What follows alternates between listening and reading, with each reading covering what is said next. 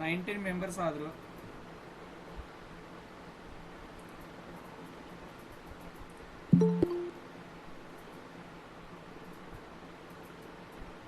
Give reason for the following.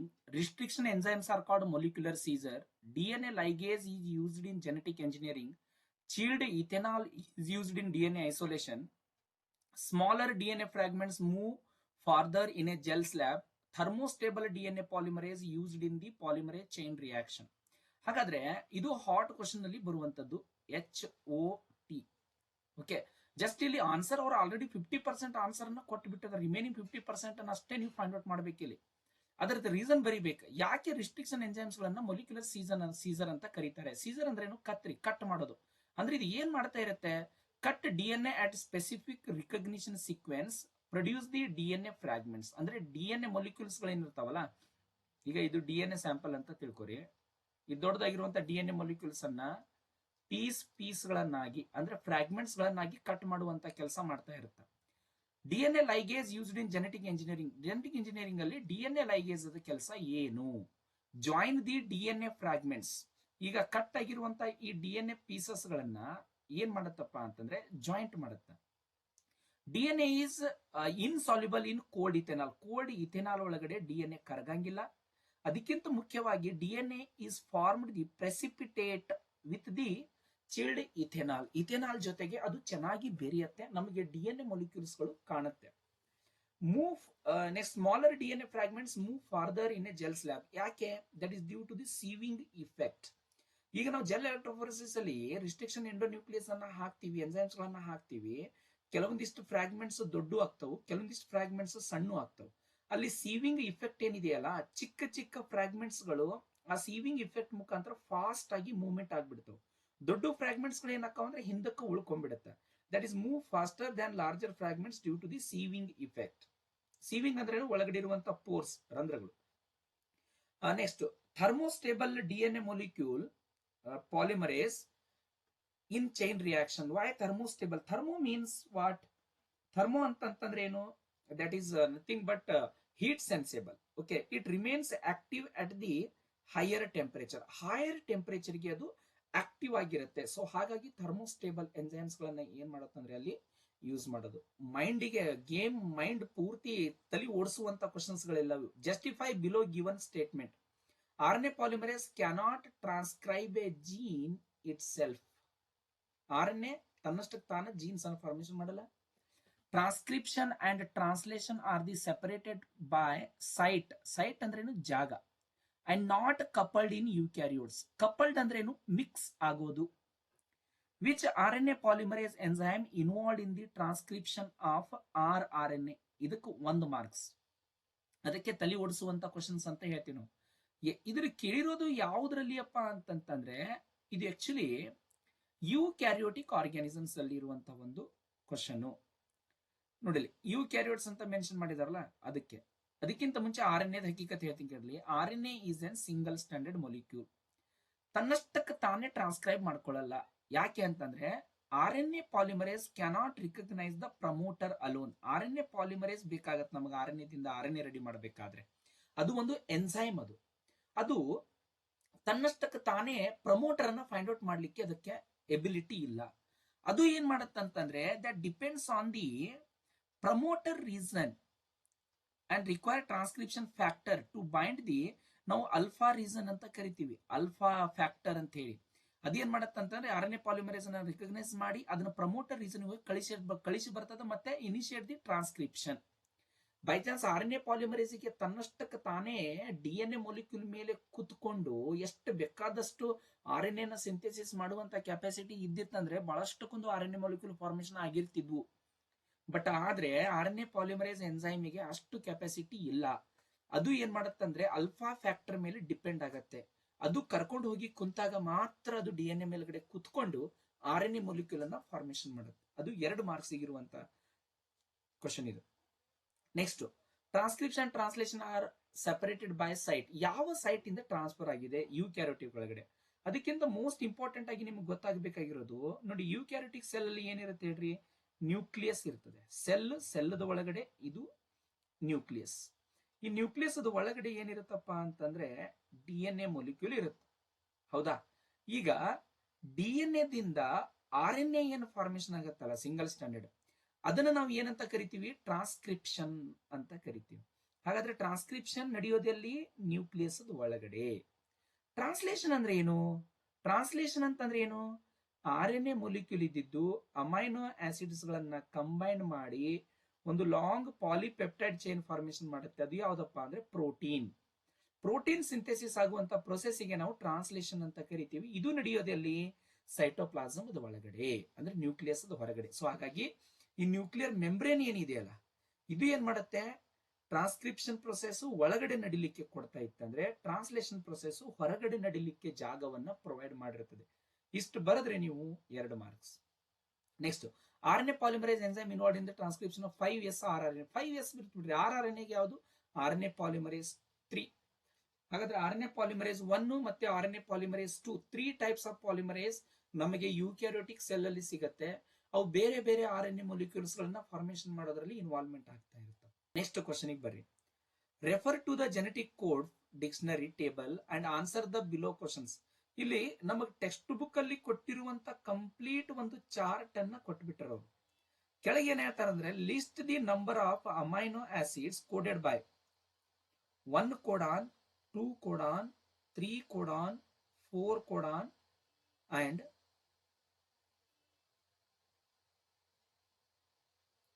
6 codon. 6 codon ಅಂತ ಇದೆ, may be ಅದು ಕಟ್ ಆಗಿರ್ಬೇಕು ಅನ್ಸುತ್ತೆ. 6 codon and the codons with identical bases. ಮತ್ತೆ ಐಡೆಂಟಿಕಲ್ ಬೇಸಸ್ ಗಳನ್ನ ಹೊಂದಿರುವಂತ ಕೋಡಾನ್ಸ್ ಗಳು ಯಾವುದು?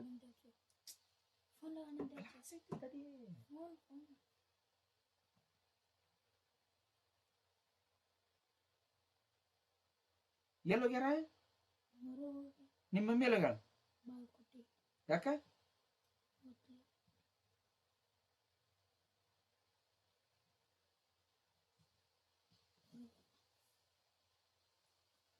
ತಗೊಂಬ ಇಲ್ಲಿ ಜಲ್ದಿ. ಆ ಒಂದು ಚಾರ್ಟ್ ಅನ್ನು ನೋಡಿದೀವಿ ಅಂತಂದ್ರೆ ನಾವು 1 ಕೋಡಾನ್ ಅಂದ್ರೆ ವೆರಿ ಸಿಂಪಲ್. ಅಂದ್ರೆ ಇಲ್ಲಿ 1ರ ಜೊತೆಗೆ ಯಾವ್ದಿದೆ? ಇದು AUG ಕಾಣಿಸುತ್ತೆ ನೋಡ್ರಿ.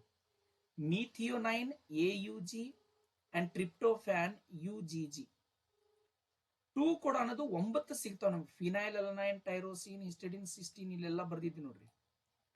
ನೆಕ್ಸ್ಟ್ 3 ಕೋಡಾನ್ಸ್ ಅದು ಒಂದೇ ಒಂದು, ಅದು ಐಸೋಲ್ಯೂಸಿನ್.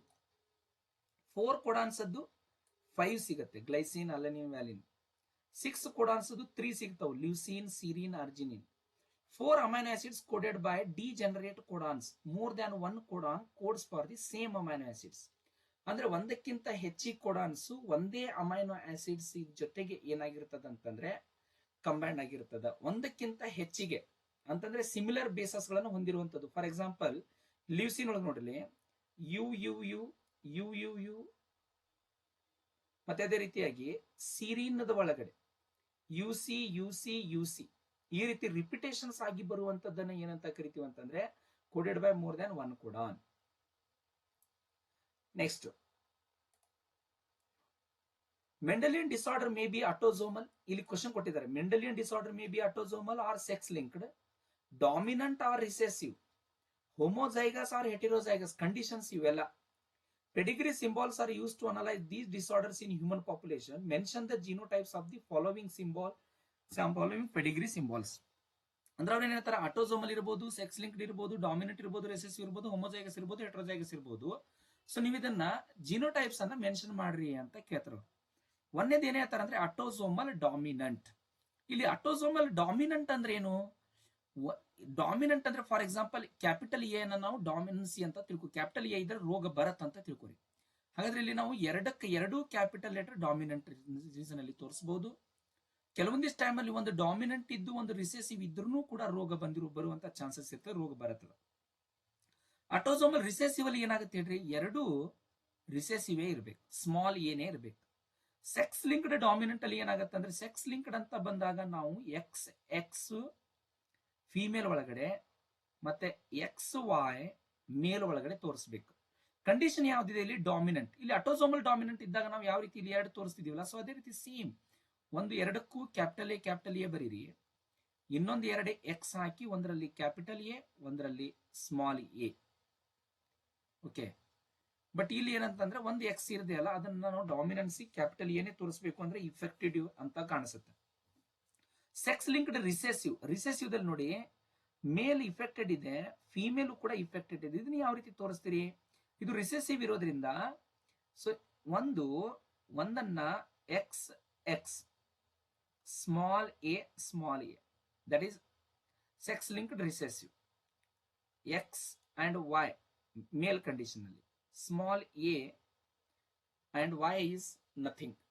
ಇಲ್ಲಿ ಒಂದು ಟೇಬಲ್ ಅನ್ನ ಕೊಟ್ಟರು. ಟೇಬಲ್ ಅಲ್ಲಿ ಒಂದನೇದ್ರಲ್ಲಿ ಜೆಲ್ ಎಲೆಕ್ಟ್ರೋಫೋರೆಸಿಸ್ ಇದೆ, ಜೀನ್ ಗನ್ ಇದೆ, ಐಸೋಲೇಷನ್ ಆಫ್ ಡಿಎನ್ಎ ಇದೆ, ಇನ್ನೊಂದರಲ್ಲಿ ಡಿಎನ್ಎ ಪಾಲಿಮರೇಸ್ ಇದೆ, ಇದು ವಿಜುವಲೈಸೇಷನ್ ಆಫ್ ಡಿಎನ್ಎ ಫ್ರಾಗ್ಮೆಂಟ್ಸ್. ಅಂದ್ರೆ ನಾವು ಇಲ್ಲಿ ತಿಳ್ಕೋಬೇಕು ಏನ್ ಗೊತ್ತಾ? ಸೊ ಇವು ಏನಂತಂದ್ರೆ ಯಾವ್ದಾದ್ರೂ ಒಂದು ಪ್ರೊಸೆಸ್ ನಡೀತಾ ಇದೆ ಅಂತ ಅರ್ಥ. ಇಲ್ಲಿ ಯಾವ ಒಂದು ಕೆಮಿಕಲ್ಸ್ ಅನ್ನ ಯೂಸ್ ಮಾಡ್ತಾರೆ ಅಂತ ಅರ್ಥ. ಇಲ್ಲಿ ಅದರದ ರಿಸಲ್ಟ್ ಏನು ಬರುತ್ತೆ ಅಂತ ಅರ್ಥ ನಾವು ಗೊತ್ತು ಮಾಡ್ಕೋಬೇಕು. ಸೊ ಇಲ್ಲಿ ಏನಾದ್ರು ಕೊಟ್ಟಿದ್ದಾರೆ ಅಂತಂದ್ರೆ ಇದು ಏನು, ಇವೆಲ್ಲವೂ ರಿಸಲ್ಟ್, ಇವೆಲ್ಲವೂ ಇಷ್ಟೆಲ್ಲ ಕಂಡೀಷನ್ಸ್ ನಡೀತಾ ಇರುತ್ತೆ. ಒಂದೇದು ಜೆಲ್ ಎಲೆಕ್ಟ್ರೋಫೋರೆಸಿಸ್ ಇದೆ ಅಂತಂದ್ರೆ ಈ ಜೆಲ್ ಎಲೆಕ್ಟ್ರೋಫೋರೆಸಿಸ್ ಯಾವ್ದಕ್ಕೆ ಯೂಸ್ ಮಾಡ್ತೀವಿ ನಾವು? ವಿಜುವಲೈಸೇಷನ್ ಆಫ್ ಡಿಎನ್ಎ ಫ್ರಾಗ್ಮೆಂಟ್ಸ್ ಗಳನ್ನ ನೋಡ್ಲಿಕ್ಕೆ. ಹಾಗಾದ್ರೆ ಇಲ್ಲಿ ಏನ್ ಯೂಸ್ ಮಾಡ್ತೀರಿ ಜೆಲ್ ಎಲೆಕ್ಟ್ರೋಫೋರೆಸಿಸ್ ಅಲ್ಲಿ? ಡಿಎನ್ಎ ನಾವು ಏನಾದ್ರೂ ವಿಜುವಲೈಸ್ ಮಾಡ್ಬೇಕಾದ್ರೆ ಅಂದ್ರೆ ಇಲ್ಲಿ ನಾವು ಅಗಾರೋಸ್ ಒಂದು ಕಂಡೀಷನ್ ಆಯ್ತಂದ್ರೆ ಇನ್ನೊಂದು ನಾವು ಇಲ್ಲಿ ಇಥಿಡಿಯಂ ಬ್ರೋಮೈಡ್ ಅನ್ನು ಕೂಡ ನಾವು ಹೇಳ್ಬಹುದು. ಯಾಕಂದ್ರೆ ಡಿಎನ್ಎ ನಮ್ಗೆ ಕಾಣೋದು ಇಥಿಡಿಯಂ ಬ್ರೋಮೈಡ್ ಅನ್ನ ಆಡ್ ಮಾಡೋದ್ರಿಂದ.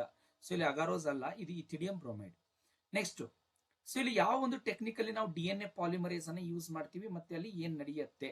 ಸೊ ಒಂದೇದಂತಂದ್ರೆ ಡಿಎನ್ಎ ಪಾಲಿಮರೇಸ್ ಗಳು ಯೂಸ್ ಆಗೋದು PCR, polymerase chain reaction. Polymerase chain reaction DNA polymerase ಅನ್ನುವಂತ ಒಂದು ಕೆಮಿಕಲ್ ಅಂದ್ರೆ ಎನ್ಸೈಮ್ ಅನ್ನು ಯೂಸ್ ಮಾಡಿದೀವಿ ಅಂದ್ರೆ so here we get the amplification of DNA molecules. ಅಂದ್ರೆ ಡಿಎನ್ಎ ಮೊಲಿಕ್ಯೂಲ್ಸ್ ಬಹಳಷ್ಟು ಫ್ರಾಗ್ಮೆಂಟ್ಸ್ ಗಳನ್ನ ನಾವು ನೋಡ್ತೀವಿ. ಜೀನ್ ಗನ್ ಮೆಥಡ್ ಅಲ್ಲಿ ಯಾವ ಕೆಮಿಕಲ್ ಯೂಸ್ ಮಾಡ್ತೀರಪ್ಪ? Gold or tungsten particle. Enough.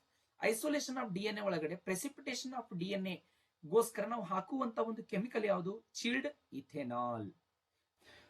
ಈ ಕ್ವಶನ್ಸ್ ಅಲ್ಲಿ ನೋಡ್ರಿ, fill in the missing data boxes label 1 and 2 ಅಂತ ಇದೆ. ಇದು ಆಕ್ಚುಲಿ ಯಾವ್ದಪ್ಪ ಅಂತಂದ್ರೆ HIV ವೈರಸ್ ಅದ್ದು ಲೈಫ್ ಸೈಕಲ್ ಅನ್ನ ಕೇಳಿದಾರೆ ಅವರು. HIV ವೈರಸ್ ಅಲ್ಲಿ ಫಸ್ಟ್ ರೆಟ್ರೋ ವೈರಸ್ ಏನಾಗುತ್ತೆ? Virus infect the normal cells ಅಂತಂದ್ರೂ ಸಹಿತ ನಾವು ಇದನ್ನ ಮ್ಯಾಸ್ಟ್ ಸೆಲ್ ಅಂತ ಕರಿತೀವಿ, ಅದನ್ನ ನೆನ್ಪಿಟ್ಕೋರಿ. ಏನಾಗುತ್ತೆ? Viral RNA is introduced in to the host cell. Okay, ಇದು ಒಂದು ಸೆಲ್.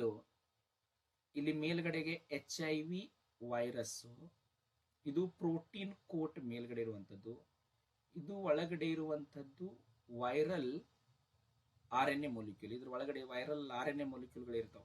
ಓಕೆ, RNA ಅಂದ್ರೆ ಈ ಸೆಲ್ ಮೇಲೆ ವೈರಸ್ HIV ವೈರಸ್ ಬಂತಂದ್ರೆ ತನ್ನ RNA ಮೊಲಿಕ್ಯೂಲ್ ನ ಏನ್ ಮಾಡತ್ತಂದ್ರೆ ಈ ಒಂದು ಹೋಸ್ಟ್ ಸೆಲ್ ಒಳಗಡೆ ಕಳಿಸುತ್ತೆ. ಇಲ್ಲಿ ಹೇಳ್ಯಾರ viral RNA is introduced in to the host cell. Okay, ಇಲ್ಲಿ ಒಂದು ಎನ್ಸೈಮ್ ಪ್ರೆಸೆಂಟ್ ಇರ್ತದೆ. ಯಾವ ಎನ್ಸೈಮ್ ಅದು? Reverse transcriptase enzyme.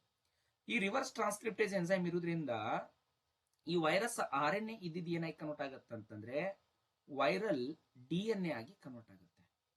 ಇದೇ ಒಂದು ಮೇನ್ ಟ್ವಿಸ್ಟ್ ಇರೋದು. ಸೊ ಇಲ್ಲಿ ನಾವು ಏನಂತ ಕರಿಬಹುದು? There is a formation of viral DNA or else conversion of viral RNA into the viral DNA. Now what happens? The viral genetic material in nucleus of the host cell. ಇದೇ ಏನ್ ಮಾಡತ್ತಂದ್ರೆ viral DNA ಈ host cell ಒಳಗಡೆ already ತನ್ನ nucleus ಒಳಗಡೆ ತನ್ನ DNA already ಇರುತ್ತದು. ಈ viral DNA ಏನ್ ಮಾಡತ್ತಂದ್ರೆ ಇದ್ರದ್ದು ಒಳಗಡೆ ಹೋಗಿ ಈ DNA ಜೊತೆ ಇನ್ಕಾರ್ಪೊರೇಟ್ ಆಗುತ್ತೆ. ಅದೇ ಹೇಳ್ತಾ ನೋಡ್ರಿ, viral DNA incorporate in to the host genome. ಇವು ಎರಡೂ ಏನ್ ಮಾಡುದು ಅಂತಂದ್ರೆ ಇನ್ಕಾರ್ಪೊರೇಟ್ ಅದು, ಇಲ್ಲಿ ಎರಡು ಮಿಕ್ಸ್ ಅದು. ಈ ವೈರಲ್ RNA ಇತ್ತಂದ್ರೆ ನಮ್ದು ಈ ಹೋಸ್ಟ್ DNA ಜೊತೆ ಕಂಬೈನ್ ಆಗ್ತಿರ್ಲಿಲ್ಲ. ಬಟ್ ಅದು ಏನ್ ಮಾಡುತ್ತೆ? RNA ಕಳಿಸಿರ್ತದೆ, ಇಲ್ಲಿ ರಿವರ್ಸ್ ಟ್ರಾನ್ಸ್ಕ್ರಿಪ್ಟೇಸ್ ಎನ್ಸೈಮ್ ಇರೋದ್ರಿಂದ ವೈರಲ್ DNA ಆಗಿ ಕನ್ವರ್ಟ್ ಆಗುತ್ತೆ. ಈ ವೈರಲ್ DNA ಇದ್ದು ಹೋಸ್ಟ್ DNA ಜೊತೆ ಕಂಬೈನ್ ಆಗಿ ಹಳ್ಳ ಹಿಡ್ಸಕ್ ಚಾಲು ಮಾಡ್ತದೆ. ಇಲ್ಲಿ ಏನಾಗತ್ತೆ ಅಂತಂದ್ರೆ they forms the virus particle. They form the proteins. That is the protein which are helpful to making the virus.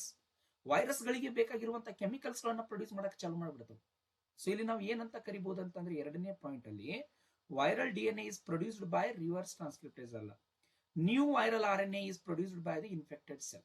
New viral RNA is produced by the infected cell or else ಇಲ್ಲಿ ಹೊಸ RNA ಮೊಲಿಕ್ಯೂಲ್ಗಳು ಏನಾಗ್ತಾವ ಅಂತಂದ್ರೆ ಉತ್ಪತ್ತಿ ಆಗಲಿಕ್ಕೆ ಚಾಲು ಮಾಡ್ತಾವು. virus come out of the host cell and new virus can be infect the other cell. So totally ಎರಡು ಇಲ್ಲಿ RNA ಇದ್ದಿದ್ದು DNA ಆಗತ್ತಾ, ಇಲ್ಲಿ ಏನಾಗ್ತಾವಂತಂದ್ರೆ ವೈರಸ್ ಪಾರ್ಟಿಕಲ್ಸ್ ಗಳಿಗೆ ಫಾರ್ಮೇಶನ್ ಮಾಡ್ಲಿಕ್ಕೆ ಬೇಕಾಗಿರುವಂತ ಒಂದು ಪ್ರೋಟೀನ್ಸ್ ಇಲ್ಲ ವೈರಸ್ ಅನ್ನೇ ಫಾರ್ಮೇಶನ್ ಮಾಡ್ಲಿಕ್ಕೆ ಸ್ಟಾರ್ಟ್ ಮಾಡ್ಬಿಡ್ತವೆ. 2 ಮಾರ್ಕ್ಸ್ ಬಂತಿದ್ರಲ್ಲಿ. ನೆಕ್ಸ್ಟ್ ಇನ್ನೊಂದು, give an example for the retrovirus. Retrovirus ಗೆ ಎಕ್ಸಾಂಪಲ್ ಯಾವುದು? ವೆರಿ ಸಿಂಪಲ್, HIV ಕಂಪ್ಲೀಟ್ ಬರೀಬೇಕು, human immunovirus. Name the disease caused by the retrovirus. AIDS. HIV ಬರೆಯುವಂಗಿಲ್ಲ, ಏಡ್ಸ್ ಅನ್ನ ಬರೀಬೇಕು. Name the diagnostic test for the Widal this disease. Sorry, Widal ಅಲ್ಲ, Widal use ಮಾಡೋದು ನಾವು ಟೈಫಾಯ್ಡ್ಗೆ. ಇದು ELISA test. Yes, 5 marks in your hand, or else in your pocket, shirt pocket. ಮತ್ತೆ ಕೇಳಿದ್ರು, ಏನ್ ಕೇಳಿದಾರೆ ಅಂದ್ರೆ, ಇಲ್ಲಿ 8 ಜನ ಪೇಷಂಟ್ ಅನ್ನ ಕೊಟ್ಟಿದ್ದಾರೆ. ಈ ಪೇಷಂಟಿಗೆ ಈ ರೋಗ ಇದೆ, ಹಾಗಾದ್ರೆ ಆ ಪೇಷಂಟಿಗೆ ಯಾವ ರೋಗ ಬಂದಿದೆ, ರೋಗದ ಲಕ್ಷಣಗಳನ್ನ ಕೊಟ್ಟರ. ಅವ್ರು ಏನ್ ಕೊಟ್ಟಾರ ಹೇಳ್ರಿ? ಸಿಂಪ್ಟಮ್ಸ್ ಗಳನ್ನ ಕೊಟ್ಟಾರ. ನೀವೇನ್ ಫೈಂಡ್ ಔಟ್ ಮಾಡ್ಬೇಕಂತಂದ್ರೆ ಯಾವ್ಯಾವ ರೋಗಗಳು ಬರ್ತಾವ. ಈ ಫಾರ್ ಎಕ್ಸಾಂಪಲ್ ಇಂಟೆಸ್ಟೈನಲ್ ಪರ್ಫೋರೇಷನ್ ಯಾವುದು? Typhoid. Alveoli get filled with fluid ಯಾವುದು? Pneumonia. Infect nose and respiratory passage but not lungs ಯಾವುದು? Common cold. Rupture RBC and release toxic substance haemozoin, ಎದ್ರಲ್ಲಿ ನಡೀತದೆ? Malaria. Blockage of intestinal passage ಎದ್ರಲ್ಲಿ? Ascariasis. Gross deformities ಎದ್ರಲ್ಲಿ? Elephantiasis. Skin, nails and scalp become dry, ringworm ಅಲ್ಲಿ. Decrease the tumour of T lymphocytes ಯಾವ್ದ್ರಲ್ಲಿ? AIDS ಒಳಗಡೆ. ಈ type ನಿಮಗೆ ಏನಂತಂದ್ರೆ ಹಾಟ್ ಕ್ವಶನ್ಸ್ ಅಲ್ಲಿ ಕೇಳುವಂತ ಚಾನ್ಸಸ್ ಗಳು ಜಾಸ್ತಿ. ನೆಕ್ಸ್ಟ್ ಇನ್ನೊಂದು ಬೇರೆ ಟೈಪ್ ಯಾವ್ದು ಕೇಳಬಹುದು ಅಂತಂದ್ರೆ ಫಿಸಿಕಲ್ ಬ್ಯಾರಿಯರ್, ಇನ್ನೇಟ್ ಇಮ್ಯುನಿಟಿ ಬಗ್ಗೆ, ಮತ್ತೆ ಅದರಲ್ಲಿ ಟೈಪ್ಸ್. ನೆಕ್ಸ್ಟ್ ಇನ್ನೊಂದು ಯಾವ್ದು ಅಂತಂದ್ರೆ ಆಂಟಿಜನ್ ಆಂಟಿಬಾಡಿ ರಿಲೇಟೆಡ್ ಡೈಗ್ರಾಮು,